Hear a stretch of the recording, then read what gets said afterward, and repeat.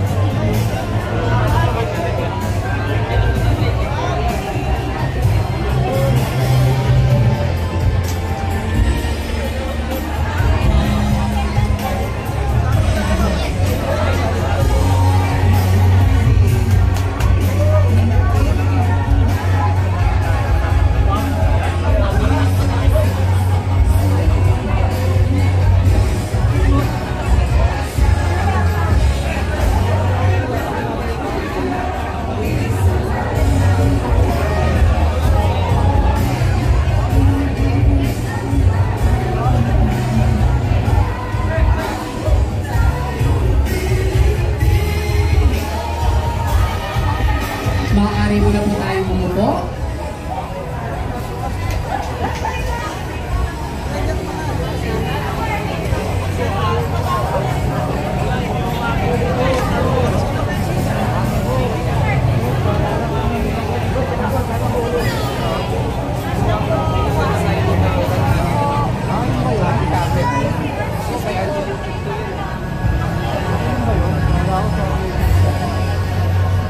Magandang umaga po sa ating lahat. Isang mapagpalang araw ng pagkakaisa, pagkakaibigan at pagtutulungan ang ating ipinagdiriwang sa umagang ito. Ako po si Candy and welcome to the groundbreaking ceremony of Manila Sacramento Friendship Library. Magpalakpakan naman nila. Ngayon po, hindi lamang tayo nagbubukas ng bagong kabanata sa kasaysayan ng ating komunidad, kundi nagsisindi rin tayo ng ilaw ng kaalaman na magsisilbing gabay sa maraming henerasyon. Ang proyektong ito ay sagisag ng pagkakaibigan ng dalawang lungsod, ang lungsod ng Maynila at ang Sacramento sa California. At isang patunay na kapag tayo'y nagkakaisa, ang bawat pangarap ay maaaring maging realidad. Kaya naman, samahan po ninyo kami sa isang makabuluhan at masayang pagdiriwang ng pagsisimula ng isang tahanan ng kaalaman, kultura at pagkakaibigan, ang Manila Sacramento Friendship Library. Bilang panimula, inaanyayan ko po ang bawat isa na tayo ay tumayo para sa ating pambansang awit na agad susundan ng maikling panalangin at ang awit ng Maynila.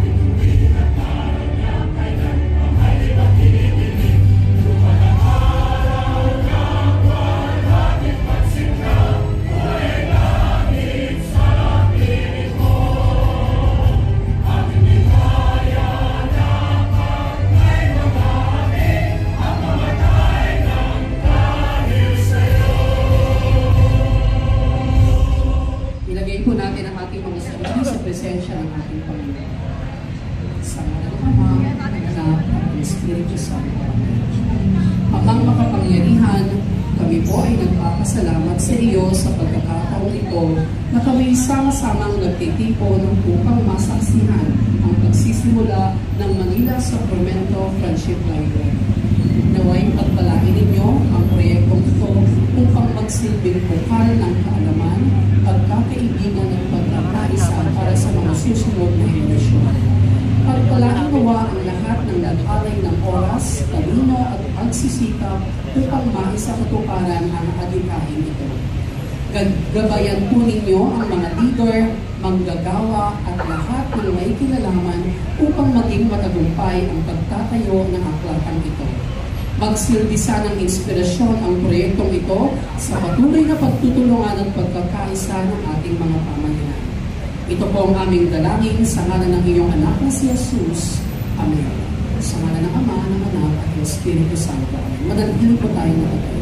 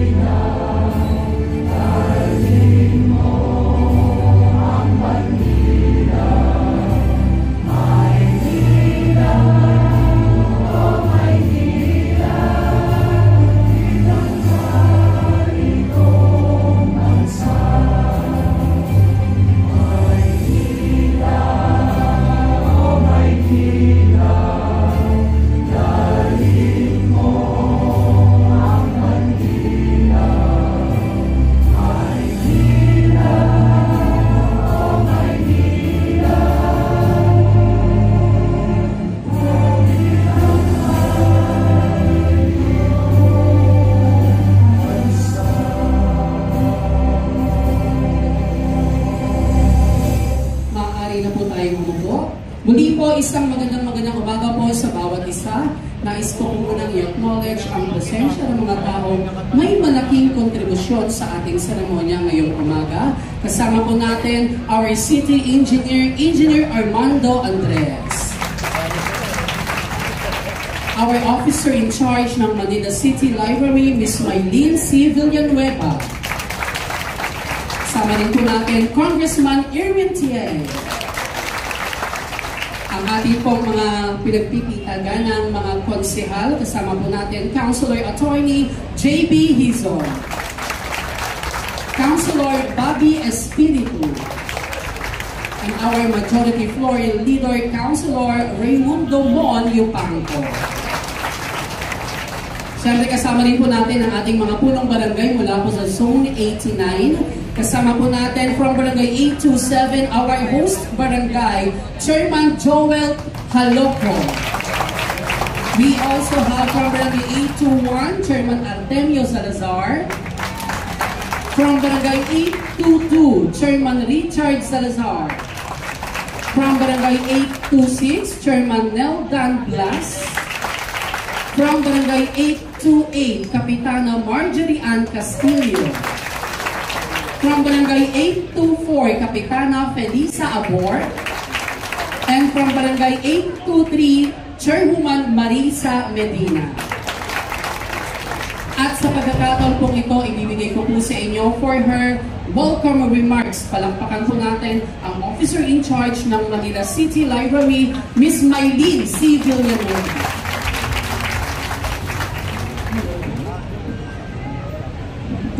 Magandang araw po sa ating lahat. Isko Moreno Tumagoso, Vice Mayor Chi Atienza, Congressman Biruin Cheng, sa ating pong mga masisipag na mga konsihal, sa mga barangay chairman at sa kanila pong mga council, sa ating pong mga bisita ngayong umaga.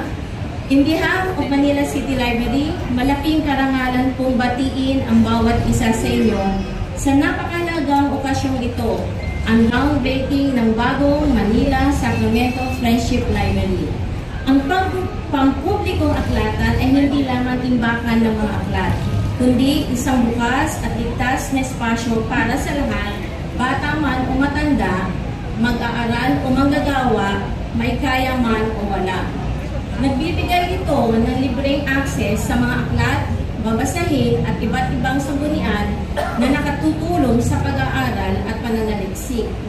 Napakapalad na makasama natin sa araw na ito ang masigasig na alkalde ng Maynila, Mayor Francisco Isko Moreno Dumagoso, na tunay na nagtaguyod ng advokasya ng mga pampublikong aklatan. Noong una siyang manungkulan bilang alkalde noong 2019, kanyang binago at pinaunlad ang lahat ng pampublikong aklatan sa Maynila. Mula sa modernisasyon ng pasilidad, pagtatayo ng bago hanggang sa pagbibigay ng mas maayos na access para sa mga mag-aaral at residente. At dahil dito, ang Manila City Library sa kauna-unahang pagkakataon ay ginawaran ng mga sumusunod na parangal. Unang gantimpala sa natatanging tagapamahala ng Silid Aklatan, ikatlong gantimpala sa natatanging tagapamahala ng Silid Aklatan, Most Innovative Public Library for Best Practice Activity for Digital Literacy para po sa ating mga mahal na senior citizen. At ngayon siya ay nagbalik, naniniwala tayong lalo pang uunlad at lalawak ang kanyang nasimulan para sa kapakinabangan ng mga Manileño. Lubos din tayo nagpapasalamat kay Vice Mayor Chi Atienza na may likas na hilig din sa pagbabasa. Kasama rin tagapagsulong ng mga programa para sa pagpapaunlad ng ating mga pampublikong aklatan. Tulad ni Mayor Isko, naniniwala siya na ang aklatan ay mahalagang sandigan ng edukasyon at paghubog ng kabataan. Ang Manila Sacramento Friendship Library ay unang nakilala bilang Paco Library na nagbukas noong 1931. Sa kasamaang palad na sunog ang lahat ng koleksyon nito noong paglayan ng Maynila mula sa pwersang Hapones, ikalawang digmaang pandaigdig. Subalit noong 1946, ito po ay muling binuksan at nagpatuloy na naglingkod sa henerasyon ng mga Manileño hanggang sa kasalukuyan.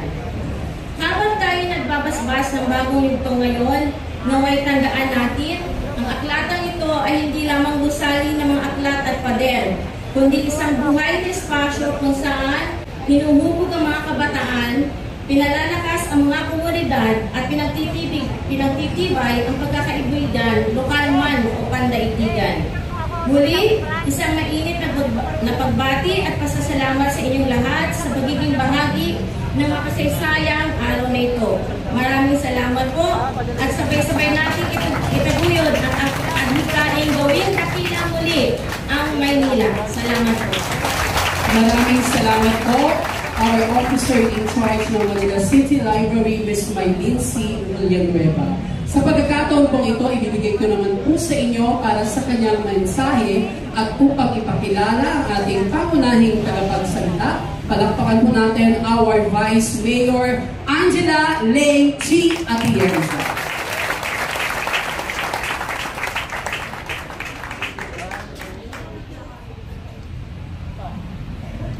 Magandang umaga sa inyo. Pero bago na, ako ang magrepresenta sa ating napakalalim na alkalde. Kaya bago ko gawin yan, gusto ko muna sana na marinig natin ang isang munting mensahe mula sa ating magaling na congressman dito, Congressman Rachel. Maraming salamat, Vice Mayor Chi. Binabati ko po lahat ng ating mga kadistrito na nandito, ang ating majority floor leader at ating mga councilors. At of course, lahat po ng mga barangay officials, lahat ng mga kabarangay natin. Mabilis lang ako, nagulat din ako na ako po yung magsasalita. Gusto ko lang po magpasalamat sa pamunuan po ng Maynila, sa pamumuno ni Mayor Isko Moreno Gonogos at Vice Mayor Chi, kasama po ang ating council. Kasi po, matagal na itong long overdue.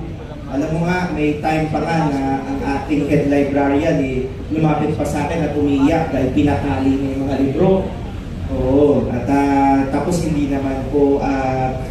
naman natuloy, pero ngayon po, ito na po yung pagkakataon natin na finally magkaroon tayo ng maayos na library sa distrito natin at magkaroon ng lugar na, alam mo kasi ang limit natin, konti lang napailaw natin, pero ito na talaga yung pagkakataon natin na magkaroon ng maayos na gusali dito. So palakpakan naman natin po. So yun lang po, muli maraming salamat at gusto ko lang sabihin sa inyo, Mayor, Vice, nandito lang po ang inyong congressman kung may kikilalanin pa sa mga susunod na ipagagawa dito po sa ating library. So maraming salamat. Salamat po, Congressman Erwin Chen. At muli po, tawagin po natin Vice Mayor Chi Atienza. Magandang umaga po ulit sa inyo. Pero ang bago ang lahat, gusto ko muna magpasalamat sa ating kaibigan na si Chairman Albon na siyang chairman dito kung saan ito itatayo. Lahat mga chairman na narito sa aking harapan, mga nagsisigwapuhan at nagsisigandaan. Maraming salamat. Kay Miss Maylene Villanueva na napakagaling na talagang mga head na tumutulong sa amin gumawa ng mga library dito sa buong Maynila. Sa magaling natin na congressman at sa mga kasama natin mga konsehal. Alam niyo, sa totoo lang, tuwang-tuwa ako. Dahil ang pinakauna na inaayusin natin na library ay dito sa aking distrito. Dahil nung ako'y lumipot dito sa 5 distrito ng 2 taon, nakita ko ang hinaing ng mga kabataan na kulang pa rin ang suporta nila pagdating sa edukasyon. Pero ang isang bagay na pinakikilig ng aking puso, dahil alam ko, ang vision ng ating alkalde para sa library na ito ay para matuto rin ang ating mga lolo at lola na magbasa at mag-computer. Sabi sa akin ni Jorge kanina, high-tech daw ang mga computer na makikita niyo dyan balang araw. Kaya, nakaangkla po ito sa gustong mangyari ng ating alkalde sa administrasyon ito na mag-focus sa minimum basic needs at kasama po dyan ay ang education para sa lahat. Lalo-lalo na sa aming mga lolo at lola. Nakaatas sa akin, may pakilala ang ating pinakamagaling na alkalde ng Maynila. Sa totoo lang, alam nyo, noong panahon na siya nag-uumpisa bilang konsehal noong 1998, ako po ang kasama niya sa District 1 na umikot para i-representa ang aking ama. Kaya proud na proud po ako dahil number one, mataas ba ang boto niya, number 1 siya bilang konsehal noon. At nakita ko talaga ang integridad niya at alam ko mahaba ang pupuntahan ng kanyang karera. Kaya naman, noong 2007 to 2016, siya ay naging napakagaling na vice alkalde. At siya rin ang alkalde na tumulong sa atin sa panahon ng pandemya. Na kahit na ano pa man ang mga limitasyon na meron ng mga panahon na yun, nakabuo siya ng malalaking mga infrastructure projects at mga initiatives na nakatulong talaga sa mga tao. Kaya hindi ako natatakot sa totoo lang. Dahil kahit na ano ang iniinda ng administrasyong to, alam ko kakayanin natin dahil sa ating magaling na alkalde. At dapat matangos ang ating ilong ng ating alkalde ay nagtrabaho rin bilang Undersecretary ng Department of Social Welfare and Development at Chairman ng National Railways Corporation. Pero pinaka-proud na proud ako na kahit na ang dami niyang inindang limitasyon nung siya ay bata pa, nakita ko, yan ang mga ginagawa na ngayon na makatulong sa mga kabataan. Dahil alam niya, ang hirap na pinagdaanan ng mga kabataan dahil nahirapan siya nung siya ay bata pa, and he has decided to pay it forward. So without further ado, I would like to call on our mayor na masasabi ko, pinakamagaling na alkalde ng Manila. Mayor Isko Moreno Reyes.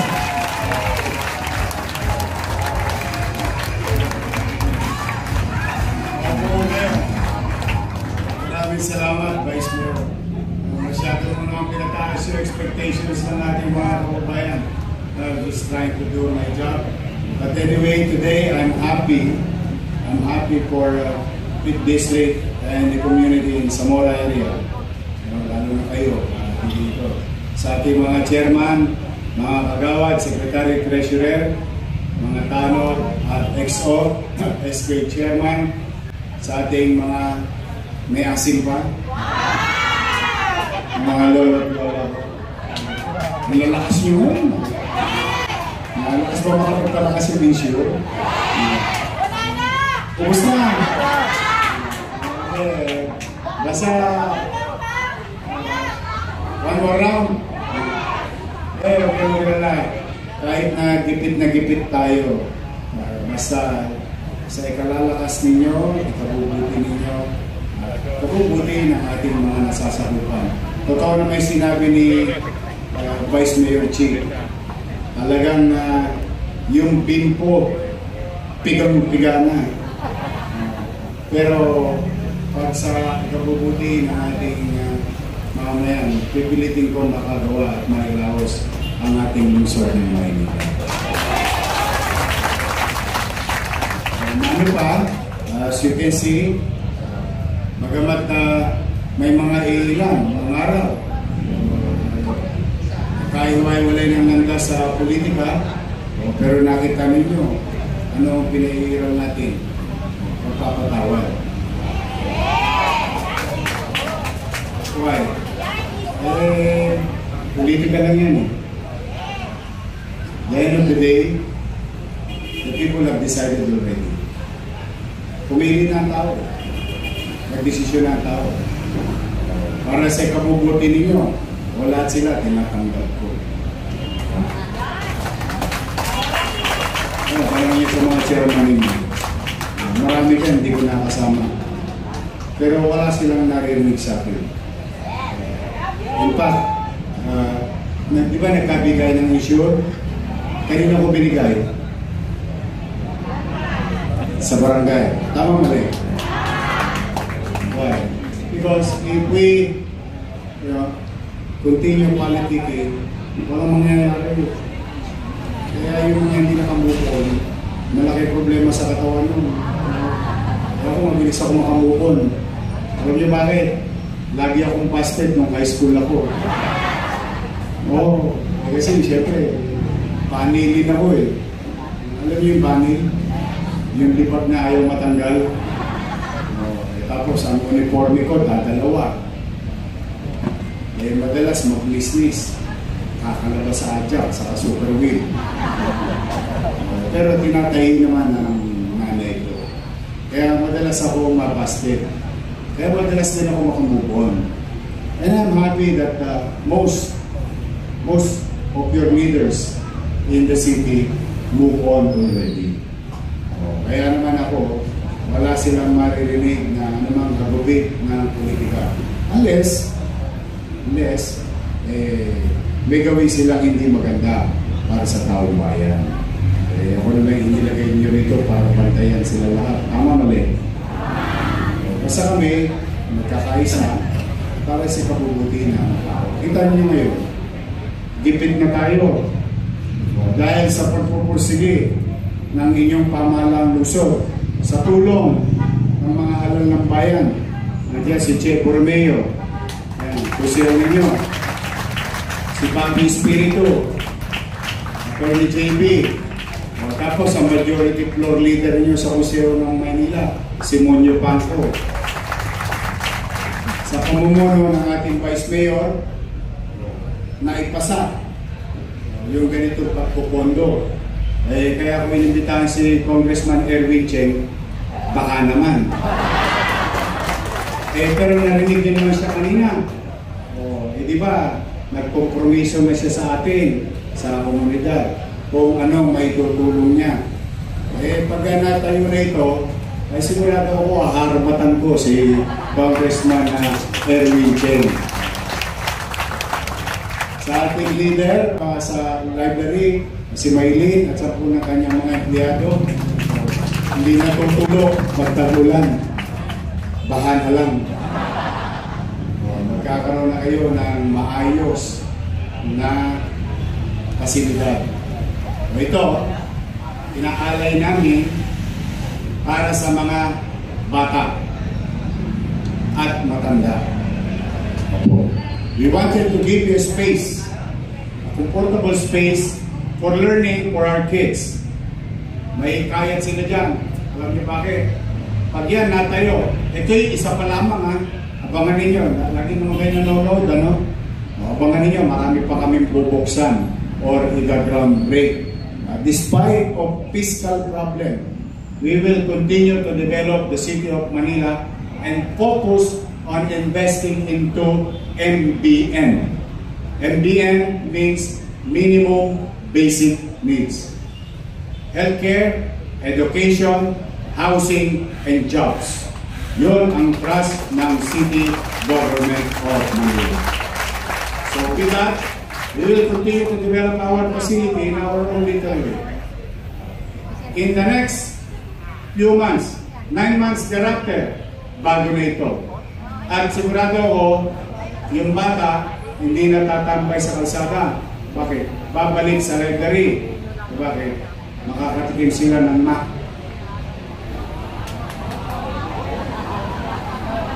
Macintosh desktop.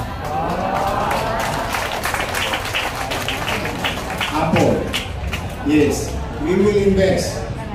Just doing ties and the drive kids today, especially yung mga senior po, o meron silang maayos na extra space. O, kung gusto nilang tumatakbo-takbo pa rin naman, pwede tayo mag-bingo. Gusto nyo? Charot. Laro yun. Dito to, I just want a space for our people. Yung dyan nga lang yung isang amoy echas dyan na pinuntahan ko isang araw. Isang linggo. Isa may apat ng Colombian. Ayan, ginagawa na, napasin nyo, open green space. Diyan sa kanto na yan. Noong dumaan kami ni na Andres masarap ka mamoy Buti na lang, pamilyar ako dun. But we will continue. Ngayon, napagkasunduan namin, naawa naman ako sa mga kabataan, dinurog yung kanilang skate park. Dito, sa inyo. Nag-usap kami ni Congressman Erwin Cheng kahapon. Noong Saturday. Noong Saturday, sabi ko, Erwin, baka naman po pwede. Kasi yung mga adults, kung saan nag-skate, baka naman pwede natin ibalik yung skate park. Kasi kawawa naman. Nag-agree si Erwin. Si Pong Erwin, tutulungan tayo maibalik yung ating skate park. So sa inyo po, mga nanay ko, mga tatay ko, pumanatag kayo.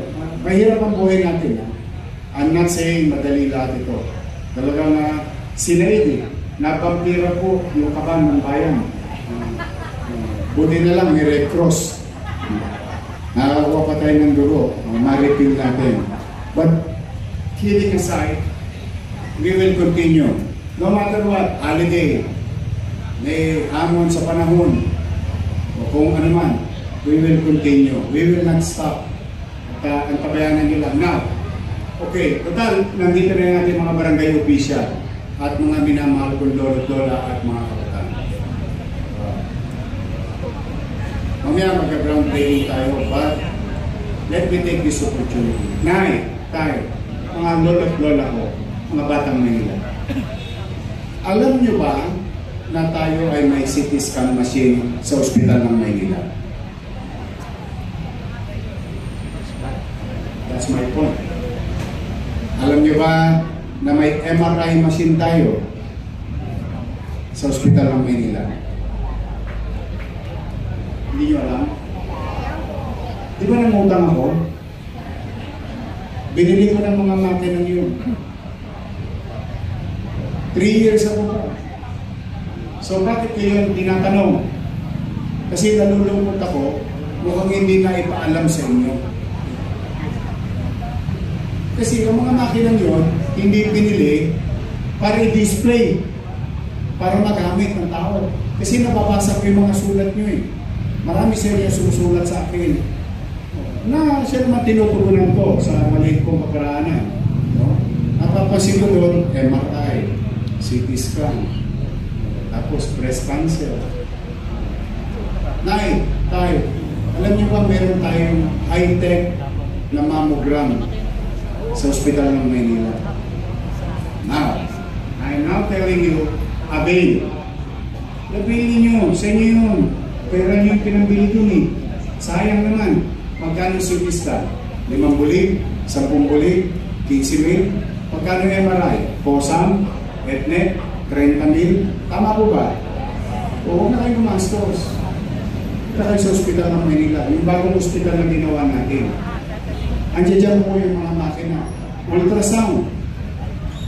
Sa private, 3D. Sa Manila, 4D. Yes. Magaganda po yung mga makinang nandoon. Nalulungkot nga lang ako. Pag ganito umiikot ako, nagtatanong ako sa utaw, hindi nila alam. Now, I'm telling you, please do share, lalo na sa mga barangay official. Baka kasi may mga ilangan na mga kababayan natin. Available yan. Gusto ko nga masira yan eh. Masira sa kakagamit ng taong bayan kaysa masirang naka-display lang. I mean, in a positive way, ha? May ginamabalitan natin sira, bakit gasgas na po? Pwede bili tayong bago, then so be it. Bakit ko yung ginagawa? Eh minsan, ang tao gusto magpagamot. Pero hindi naman pagamot, dala ng walang proper diagnostic. Tama ba? Eh, nandiyan po. Gamitin po ninyo. Ito, September 8, makibalita kayo. Pag nabalitaan ninyo, no? I-share ninyo yung information. 3 years ago, doon din sa ospital ng Maynila na itinayo natin,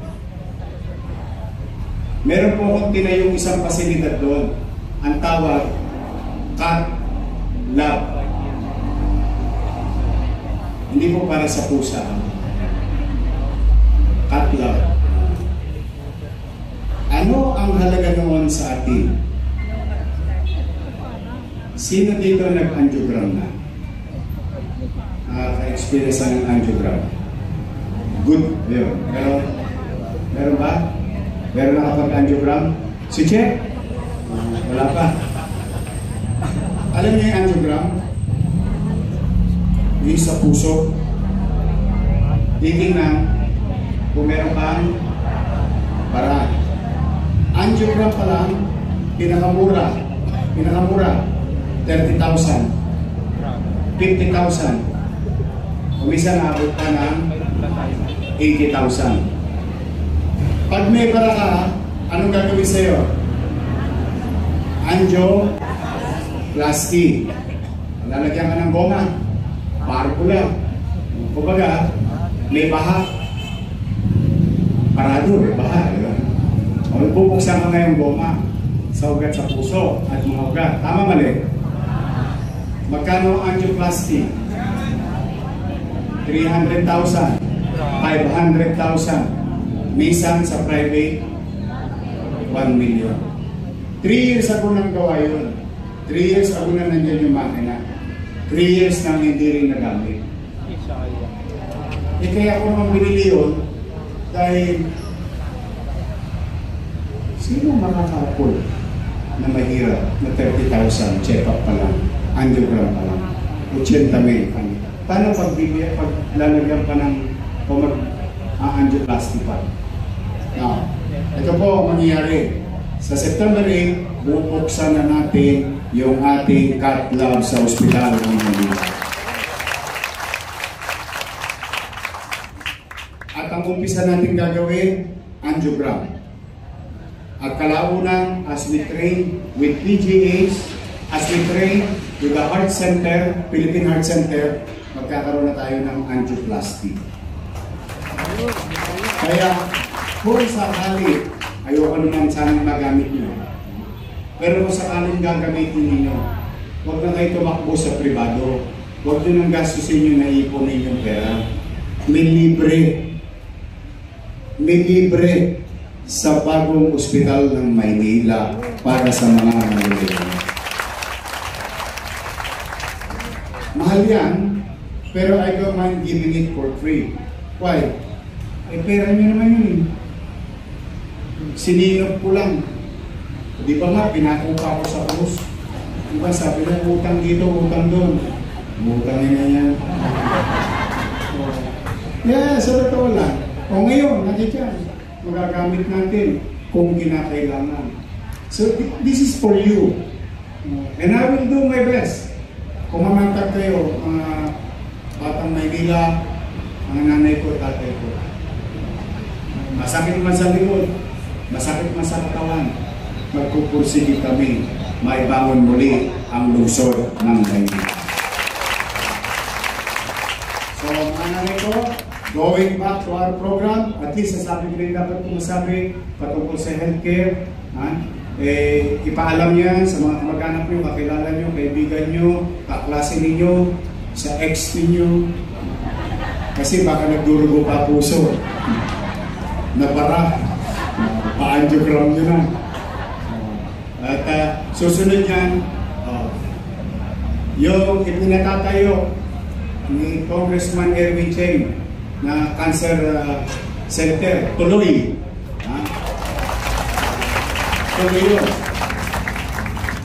Pinayagan na po yun natin, binigyan natin, pina-apply natin sila ng building permit and so on and so forth.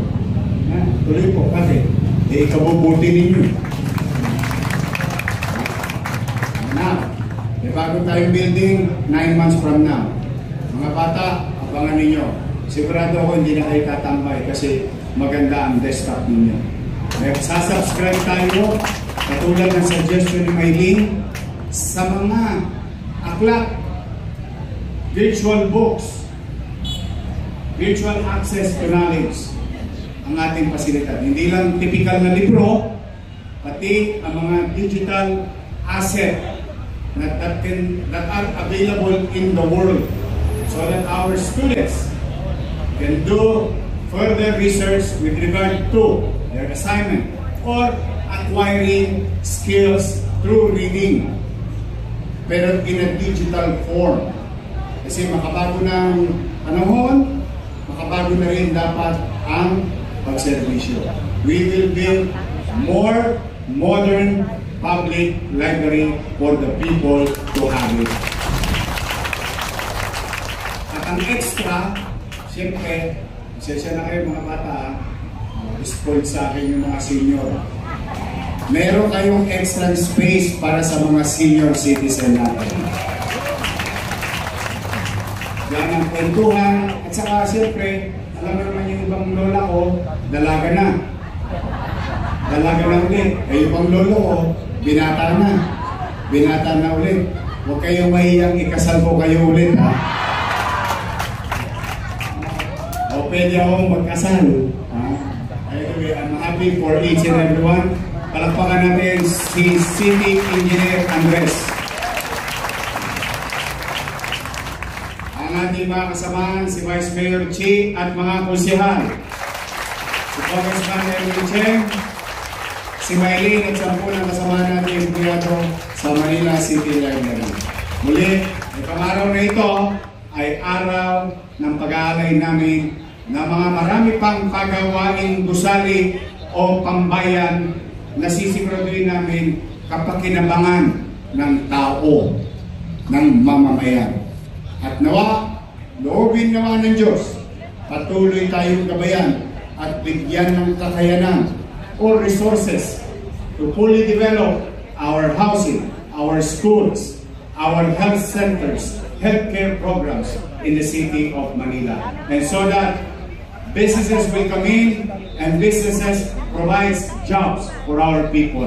Muli, mag-iingat kayo. I love you. I love you. Mag-iingat kayo. Sa Maynila ngayon, pahabaan ng buhay. Kasi maraming benepisyo para sa senior citizen natin. Lahat ang wala, ibabalik ko. May awa ang Diyos. Ingat kayo. Pagpalain naman kayo ng buong may kapal. Manila! God first. Thank you. Maraming salamat po. Muli po, palakpakan mo natin Mayor Francisco Isko Moreno Dumagoso.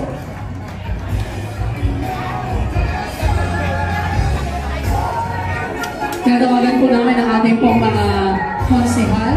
Nasaksihan po ang ating susunod. Ito po ay... At ang ating mga punong barangay.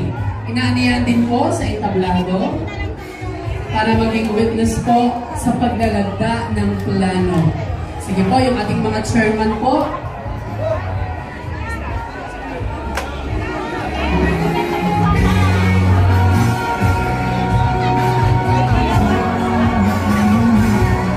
Pwede po rito sa kabila yung iba nating punong barangay.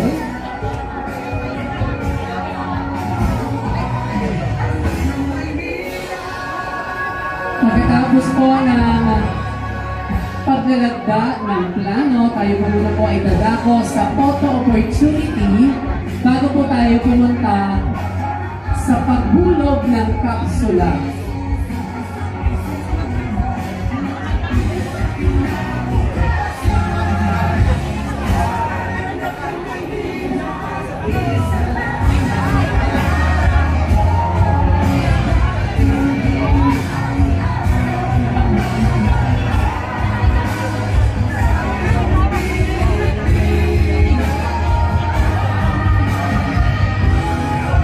Palakpakan po natin ang ating muling alkalde. Ganap na pong dalagdaan ang plano.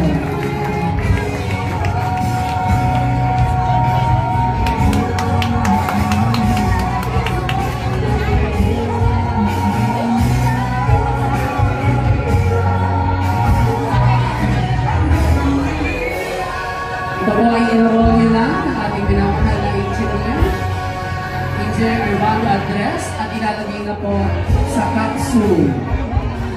Bago po tayo dumako sa paghulog ng kapsula, mag-photo opportunity muna po tayo.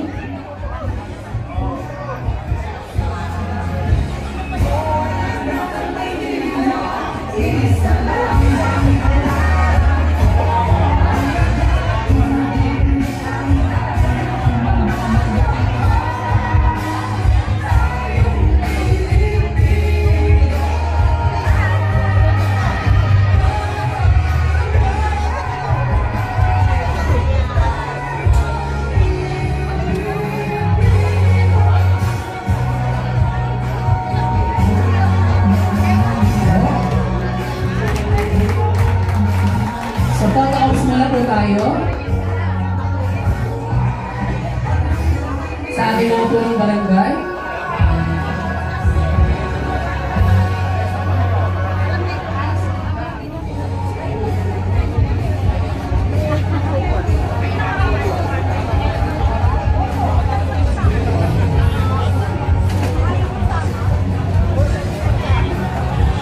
Siyempre maraming salamat po sa ating mga punong barangay at sa lahat ng barangay officials mula sa Zone 89.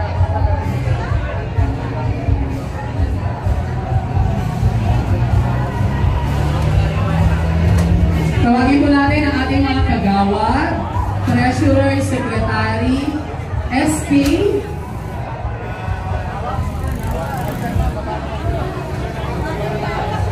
sige po, yung ating mga barangay kagawad, sila SK, si XO, kung nandiyan din po ating mga barangay tanong. After this, mag-ready na po ang mga staff po ng Manila City Library. Dito po tayo sa right side. MCL staff, dito po tayo sa right side.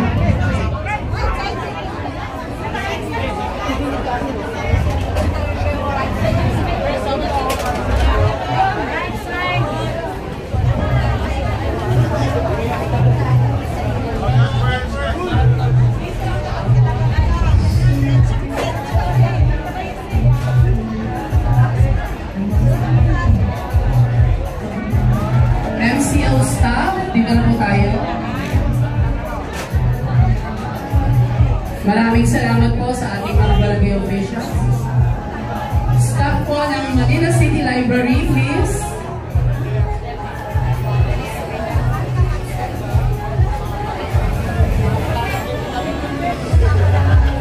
Maraming salamat po sa ating mga barangay officials. Bigyan naman po natin ng pagkakataon ang mga staff ng Manila City Library.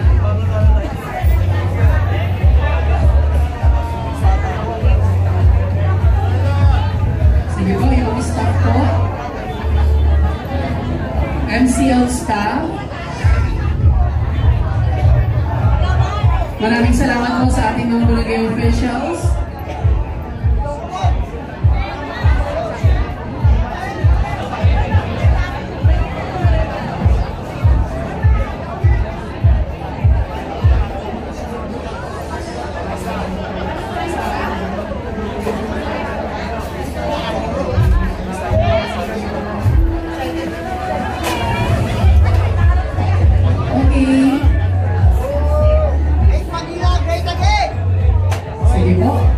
Sige po sa camera.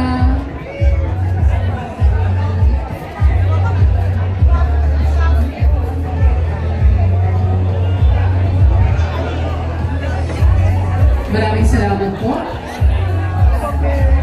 Dala po tayo exit. Sa left po.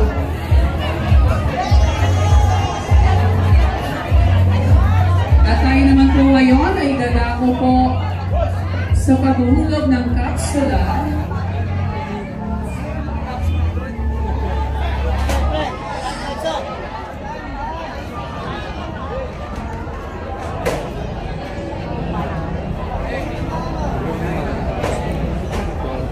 makikiusap po muna kami sa ating pong mga kasamahan. Tapusin muna po natin yung ating programa. Pasensya na po. Kaunti na lang po ito. Saglit na lang po.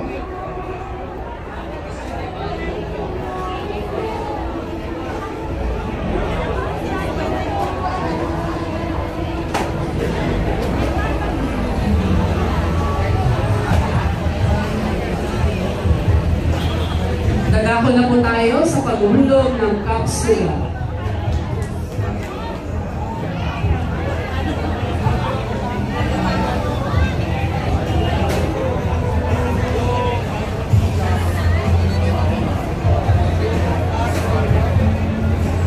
Siyempre maraming salamat din po sa presensya ko. Ito si Alawi Sia from District 2. Ang ating iba't ibang mga department head. Director Dennis P. Biahe ng Manila Traffic and Parking Bureau. Director John Daniel Laino ng Youth Development and Welfare Bureau.